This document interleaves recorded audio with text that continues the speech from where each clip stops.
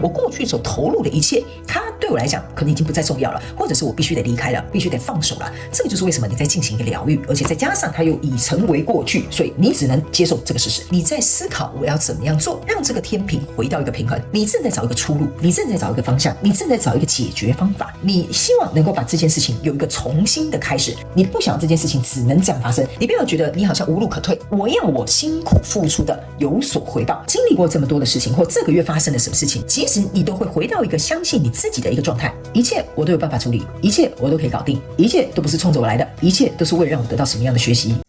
Hello， 水瓶座各位昂古贵朋友大家好，我是 Jane。今天这个影片呢是要给我们水瓶座的朋友们的正能量运势牌卡解读。那正能量运势牌卡解读，我们没有任何时间上面的限制，所以如果刚好你不是在首播的时候看到这一则影片，我会建议你就是以当下的季节为主，或者是前后推敲3个月的时间，通通都可以哦。影片下方资讯栏有详细的影片使用说明。那当然呢，我也相信什么时候看见就是最适合你的时间点。所以呢，如果你刚好不是在直播看见，在你当下看见的时候呢，你就好好享受这些讯息要为你带来的协助，这样就可以了。OK， 好，那么今天呢，一样在开场的同时，会跟大家分享有关于正能量运势牌卡解读的整体架构跟流程哦。首先呢，正能量运势牌卡解读有分为上下半场，上半场的部分呢，也就是大家可以看到我现在正在帮你洗牌掀牌的地方，我们会先针对各个月份的能量场给你一个轮廓，接着呢，我们会来分享在这一季你可能在哪些状况会遇到内耗，你可以超前部署一下。然后呢，我们也会来分享有关于本季你会拥有哪些潜力或者是哪些契机。接着我们就会进入到下半场的延伸牌卡解读。那在下半场的延伸牌卡解读，我们分为5个大面向，详细的来进行一个剖析。首先呢，在第一个部分，我们会先用宇宙验证牌卡来详细验证你在各个月份的能量场的一些关键点、症结点，或者是可能会发生的事件，还有宇宙要额外补充给你的讯息。那接下来呢，我们到第2个部分，我们就会来看在各个月份还有本季度你需要提升哪些认知还有思维。那在第3个部分，我们会看看各个月份跟本季度你如果遇到一些卡关的课题的话呢，我们提供给你一些解决方案，你可以超前部署。第4个部分，我们会来看看各个月份跟本季你会哪些需要突破跟成长的地方。 OK 哈，那第5个部分呢，就是大家最喜欢的天使跟宇宙传讯啦，也就是透过传讯者我来告诉你天使跟宇宙有什么样的讯息，希望我用口说表达的方式来让你知道。那呢，等一下我在解牌的过程当中，先跟新朋友们说明一下，我会讲第1个月、第2个月跟第3个月，并不代表是今年的1、2、3月份，而是这个季度本季3个月当中的首月、次月跟末月。那如果你要来到我的频道收看我的影片的话，你必须要跟我一起灵活运用妈妈生给我们的大脑。意思就是说，等一下呢，我在解牌的过程当中呢，你必须要灵活运用去对应你想要对应的交手相关状况、人事物、事件、梦想或目标，或者是你的投资项目、感情关系都可以，角色可以互换这个时间性别没有限制。好，以上呢稍微做一个详述之后，我们就准备进入到这一次你的正能量运势牌卡解读。那请水瓶座这个昂贵的朋友们给我一点时间，让我去感受你能量场上面呈现跟细节，请稍后哦。Hello， 大家好，我是 Jane， 非常欢迎大家来到我的频道收看我的影片。为了提供给大家更多丰富精彩的内容，在今年我成立了思维手术室社群，想要邀请你一起来灵活运用妈妈生给我们的大脑。那在社群里，我将会带领大家一起练习思维改写，并且提升自我认知，让你在面对生活当中的挑战有更强大的底气以及过人的应变能力。只要点击影片下方的资讯栏，就会看到思维手术室的社群连结以及入群步骤的说明影片。那接下来就让我们一起来看今天精彩的影片内容吧。OK， 行，水瓶座我感觉这个月份不是这个月份，这个季度精彩可期，在每一个月份对不起，我讲反了，在每一个月份都有非常精彩的事情。我觉得蛮不错的但是呢，这个季度我个人会告诉你在每一个月份经历这些挑战的时候，稍微会有点辛苦。不过呢，我个人会认为，借由这一季的事件发生，我感觉你整个人对于事件的想法，还有对于人生的态度，还有对于你自己的价值都会有所提升，也会有所不同。OK， 我们一起来看一下。首先呢，在这一季的第1个月份过程当中呢，你抽到的这个是钱币8，然后呢还有这个是星星牌卡，这个是 Justice。我个人会认为在第1个月份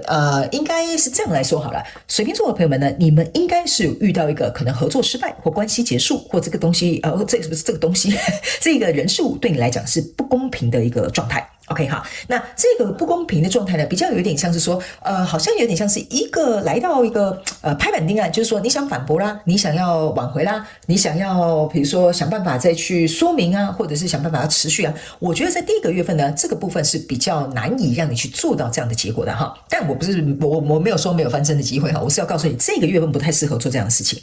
原因是因为呢这边有一个星星牌卡哈，我个人会感觉呢，这个不管你现在是在对应什么样的人数，我觉得你们已经彼此看到彼此不适合的地方，或不可以合作，或者是不平等的条约，或者是不公平的条件。OK， 就是说这个是如果牵涉到任何的人事物，你都大概可以跟他说哦，我大概可以知道为什么这件事情不会成功，我为什么会失败。好，所以在这个过程当中呢，我觉得这个已经有点像是被拍板那样的一个结局。大概在第一个月，我觉得你会看得很彻底 ，OK 哈，或者是有一些人呢，某些水瓶座有一些昂咕贵哈，你走的比较慢哈，这个能量场应该是你下个月才会发生的事情。所以我会建议你呢，把这个影片储存下来，像在这个 YouTube 下面它有一个旗帜哈，那个是可以储存影片，你可以到时候事件发生的时候再回来看，你可能会更加明白我在跟你讲什么。所以呢，在这个可能已经失败或已经结束或不知道什么样的人事物哈，就是已经可能就是暂时告一个段落，在这里呢，我觉得你是进入到一个就是我觉得好累哦这一段谈情谈得好累这个合作搞得我很不舒服，我觉得你属于比较有点像是在默默疗伤默默调整自己的一个状态。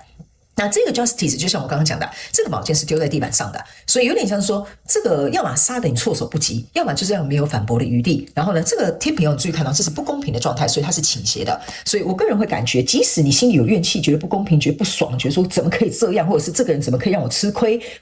但我必须要告诉你，第一个月份可能这个结局目前暂时暂定就是这样。OK， 所以来到第二个月份的时候，这边有一个战车牌卡，这里有权杖五，这边有一个宝剑骑士。OK， 我个人会认为呢，就是水瓶座的朋友们呢，在这个月份呢，我觉得你会开始去想一件事情凭什么凭什么这样对我？凭什么这样对我不公平？凭什么这样给我一个不公平的什么不公平合约和不公平条约或待遇我觉得在第一个月，你比较像是在情绪上面的关卡，就你可能咽不下这口气，你可能吞不下这个不公平，你可能觉得很愤怒或很伤心或很委屈这个实际上是你这个月的关卡。第二个月关卡，你比较有点像是说不行，我得要来帮我自己就是扳回一城，或者是我得再挣扎一下或者是比如说我要再去争取一下所以呢，在这里呢，你骑着这个白马准备要冲出去了你坐上这个马车，说兄弟啊，跟我一起往前冲。所以我觉得在第二个月份的时候，你可能会去收集一些对你自己有利的证据，或者是证人，或者是说辞，或者是一些资讯。OK 这个是因为你想要去就是想办法扭转这个情势或扭转这个状态，或者是想要去改变目前可能好像看似大势已定的这个人数。所以呢，你骑上战车准备要出征，也收集了这些资讯之后，来到这边有一个权杖五这个权杖五呢，有点像是说呢，某部分的这个水瓶座的朋友们在第二个月我觉得你会有点沙盘推演，就是说我收集这些资讯、这些证人，还有这些事实我能怎么做可以去赢得我想要胜利。所以在第二个月份，我觉得你的考验比较有点像说，不行，我要振作起来，我应该要怎么样？我要为自己去做一个平反或者是为自己去再努力挣扎一下。所以在第二个月，我觉得你的考验比较有点像说，很多是动脑想办法解决问题，或者是去收集这些东西。所以第二个月你的考验比较像在这。那第三个月来到这里呢，是一个权杖九跟一个宝剑女王，还有这个塔牌。我个人感觉第三个月非常精彩在这。你呢是一个宝剑女王你不要忘了，你一开始这个宝剑是掉到地板上的，对吧？我跟你讲，这个接下来你是觉得说，兄弟啊，我准备好这些东西了，你们就一起跟我出去厮杀吧。意思就是说你在磨刀霍霍，你懂我意思吗？来到第三个月呢，你是真的准备戴上这个皇冠，你已经准备要发号施令，拿出你这支真正的宝剑，就说，我这边资讯收集完毕，我的事实是什么，或者是我的说辞是什么，我想好要解释的理由，或者是我有一个什么有利的方法等等之类的。那来到这里呢，你已经背水一战，这个权杖九象征就是背水一战，就说不行，我觉得我应该要再去一次，我应该要再尝试一次。所以在第三个月的时候，我感觉你的这个动能就是说你这个我就算垂死挣扎，我就算知道就是已经可能没有办法，但我就想要再做最后一次不管是无怨无悔，或者是让自己没有遗憾，都可以。看你的动力是来自于哪里。这张塔牌象征的意思就是说，你知道即使这个情势可能不利于你，即使这个东西可能没办法翻案，你看这群人是浩浩荡荡的带了一堆人要准备上这个塔，你懂我意思吗？所以象征的意思是说，我就是要跟你拼啦，你懂我意思吗？我就是要上去看看你这个塔牌里面，这个塔牌里面这个塔有没有什么怪物或者是我要过关斩将。因为你要去想这群人浩浩荡荡的要从走这么跋山涉水走到这个塔牌，要这样爬到上面去呢，你懂我意思吗？他才可以拯救困在这里的人，或者是拯救在这里的公主。OK 还有这边这个塔牌上面有一个皇冠，为什么呢？这个皇冠跟这个皇冠是一样的，就是我要把这个皇冠带回我的头上。什么意思呢？就是可能比如说在这边有人重伤你有人比如说是什么小人在老板面前诽谤你我就随便举例你就是要把那个名声拿回来。OK， 你要把这个事实争夺回来或者是比如说这个可能是一个不可以挽回的这个关系，你要把这个就是把这个头衔身份拿回来。比如说你要找人家复合，我要恢复变成你的女朋友，或者是成为你的老公等等之类的所以呢，这个就有点像是我要把这个皇冠重新戴回我的头上。OK， 所以你这个是有备而来的你每一个月的考验有点不太一样OK， 好，那接下来呢，我先给你这个轮廓之后，等一下我们在下半场的延伸牌卡解读，我会用宇宙验证牌卡再来详细跟你说明各个月份的症结点、细节可能会发生事件，或者是补充的讯息，好吗？我们先来看，在这个季度过程当中，你可能会有在哪些面向感觉到有点内耗。来，这3张牌卡分别是勇气、诚实跟幸福。OK 这3张牌卡其实说实在，我觉得蛮对应你这一季的这个能量场。为什么会这么说呢？首先这件事情呢，他们要我跟你讲一件事情我们先从这个勇气开始。来，这个勇气呢是要告诉水瓶座的朋友们，为什么我有勇气，为什么要内耗呢？我跟你讲，他们要我跟你讲一件事情就是说我觉得你在这里你这个勇气是没有消失的，不然你不会想说我要背水一战，我再争取一下，我再挣扎一下嘛，是不是这样说？你如果这大势已定，没有一点骨气的人，或没有一点勇气的人，或没有一种那种我要为自己奋战的人，你去想你怎么可能最后会走这种路线嘛，是不是这样说？但是这个勇气为什么会让你很内耗的原因，是因为这个勇气有一点像是说，在过去就是我们现在从这边往回看，在过去这边呢，这个跟你交手的人事物被等什么大势已定，或者是什么样的结局结束等等这个人这个勇气会让你内耗的感觉有点像是说，我这么努力在这份工作上，你怎么可以诽谤我？我这么努力在这段关系上，你怎么可以劈腿我？或者是比如说我这么努力跟你合作，然后没日没夜你却这样子，比如说盗用公款或背叛我或等等之类的这个勇气有点像说，你的勇气会用在我这么努力，我这么的棒，我这么的付出，怎么会得到这样的结果？这个会让你内耗。我不知道我这样形容你懂不懂？就是说不是说你没有勇气，而是说我明明就做得这么好，我明明就达到这个目标，我明明就怎么样，这个勇气会让你内耗，就是你会有点觉得说，那我过去做的这些东西到底是为了什么？这个意义何在？这个东西会让你内耗。所以他们要告诉你，这个不要内耗，就是不要再管过去了。OK， 因为事情发生就是发生了，所以你不要再拿。可是过去我付出这么多，你看我过去勇敢承担这么多，你看我过去怎么样等等之类，然后我现在要承受这个结果，那你就会内耗，你懂我意思吗 ？OK 所以这个我希望我这样解释你能够理解，不是在否定你有没有勇气这个关系，而是因为这个勇气或这一股骨气你可以把这个勇气想成也是一个骨气，所以会让你一直在里面周旋，一直在里面纠缠。OK 那这个牌卡是一个诚实 ，OK， 这个诚实也会让你内耗 ，OK， 为什么呢？原因是因为这个诚实有点是你可以把它衍生讲成是这个已经既定发生的事实，还有可能某部分的这个水瓶座的朋友，我不知道为什么这个能量场突然有一个小支线出来就是这件事情之所以为什么会结束，或者是不适合，或者是可能目前暂时处于停滞的状态是因为在里面有些人不诚实。比如说他劈腿，他没有诚实告诉你 ，OK 比如说你的合作伙伴盗用公款，没有告诉你，对不对？比如说老板偷偷帮老陈加薪，没有帮你加薪，没有告诉你，所以呢，这个就有点像是不诚实的一个状态。所以你会纠结在你应该要诚实，你应该要告诉我事实，你应该，然后再加上你也看到这个现实。你就在这里内耗了，你懂我意思吗？所以这个部分呢，我不是说你不能这么做，可是这个东西会让你精神很耗弱 ，OK 那来到这边这是一个幸福，这个也会让你很内耗 ，OK？ 为什么呢？因为我个人会感觉你在这边投入，在这边专注的这个东西，你不要忘了这原本是一张钱币八，钱币八是代表是你一直都有在投入在做的事情，我没有说你偷懒，我没有说你这个人鬼混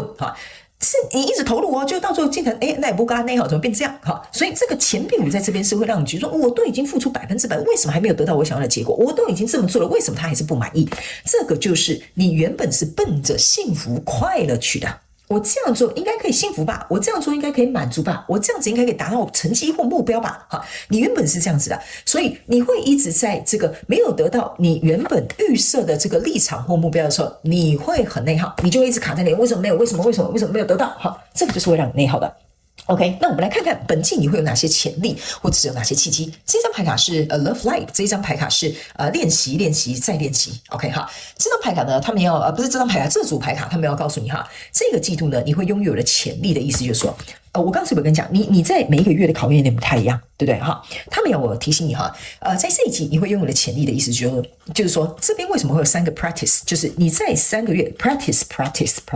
OK， 这个是代表你在这3个月份你会经历不同的考验，你会经历不同的蜕变，你在这个过程当中你必须要能够去练习就是说，在这里我要怎么样练习我自己情绪的状况，不要来做这个精神内耗。在这里我要怎么样练习去让自己收集这些情报啊，不要在这边精神内耗。在这里我要想办法，我要运筹帷幄一下嘛，我要什么样的资源，我要怎么做，我的谋略是什么，我才能够去攻打这个塔牌嘛。我才可以把我的名声要回来嘛，这个都是练习。所以在这个季节，你会拥有这些潜力。就是说你刚刚那3个我要跟你讲，你要挑战的东西，你都会拥有不一样的潜力，会做一个蜕变。那你的契机在这边是一个 love life， 他们这个不是说你真的去谈恋爱这个就像我刚刚跟你讲的，我是不是开场还没有掀这张牌卡的时候，我就跟你讲，你对于人生的态度，你对自己的价值，你对于那个我已经忘记我自己讲什么会有不一样的看法，不一样的角度，这个就是你的契机。为什么？因为呢，这边我要很坦白告诉你水瓶座的朋友们，虽然我不知道你下半场延伸牌卡解读会有什么样更详细的故事内容但是我可以感觉这一路你在这一季这样子走过去之后你呢有时候可能走到最后，你不是为了想要争取那个胜利了，不是要想要吐那一口气了，也可能不是在为了这个名声了，而是在这一路的过程当中，你去理解、去感受、去经历、去改变之后，你发现我变成了一个不一样的人。OK， 不一定是说变成一个坏人也不是说什么我一定要变成一个更好的人，而是说我更加了解自己，我是一个怎么样的人。OK 所以这个我感觉会在下半场延伸牌卡解读应该会有额外的补充讯息，因为我感觉到这个能量场已经要过来了。所以呢，我们等一下，我们现在就准备这不是等一下，我们现在就准备要进入到下半场的延伸牌卡解读。OK 那在下半场延伸牌卡解读呢，我们会分为5个面向。第一个就像我刚刚讲的，我会用宇宙验证牌卡来详细说明。第二个部分，我们会来看看你需要提升各个月份跟本季度你要提升哪些认知跟思维。第三个部分，我们会来看在各个月份如果你有卡关的话，我们给你一些解决方法，你可以超前部署一下。第4个部分，我们会看各个月份你会有哪些突破跟成长。最后我们就会进入到天使跟宇宙传讯的部分。 OK 如果呢你也想要来加入到我们下半场的延伸牌卡解读，下半场延伸牌卡解读的影片连结就在这一则影片下方的资讯栏第一行，你可以轻松找得到它，好吧 OK 那以上我希望这个轮廓可以稍微先跟水瓶座的朋友让你提供作为一个简单的参考。那也非常感谢你来收看我的影片，也希望你会喜欢。那我们就下半场延伸牌卡解读见咯，拜拜。